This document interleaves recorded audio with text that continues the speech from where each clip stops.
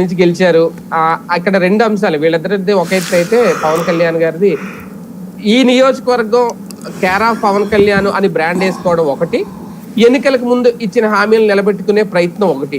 ఈ రెండు కూడా ఆయన చాలా నిబద్ధతతో చేయడం మొదలు పెట్టేశారు అధికారంలోకి రాగానే అనుకోవచ్చా? ఖచ్చితంగా. అంటే తను వాస్తవంగా అంతకుముందు తనని గెలిపించలేకపోయిన నియోజకవర్గాలు వాళ్ళు కుళ్ళుకునేటట్టు చేస్తున్నాడు ఆయన. భీమవరం గాజువాక వాళ్ళు వాళ్ళ పేరు ఇట్లాగే రోజున అంతా ఉండేది కదా. ఇప్పుడు పిఠాపురం వారి తాలూకా, పిఠాపురం ఎమ్మెల్యే గారి తాలూకా ఉండేది కదా.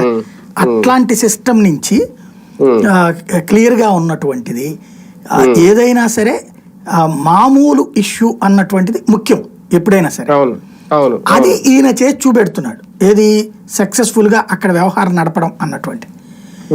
ఇది గనక తేడా వచ్చిందంటే గనక సమస్య మార్పు ఉండేది. ఇప్పుడు ప్రస్తుతం అయితే మాత్రం తను ఇక శాశ్వత ముద్ర వేసుకుంటున్నాడు డెవలప్మెంట్ అనేటటువంటి పిఠాపురం మీద. అంటే ఇప్పుడు చంద్రబాబు గారికి ఇది ఎట్లాగో అది అట్లాగ ఉండిపోతుంది రాబోయేటటువంటి రోజుల్లో.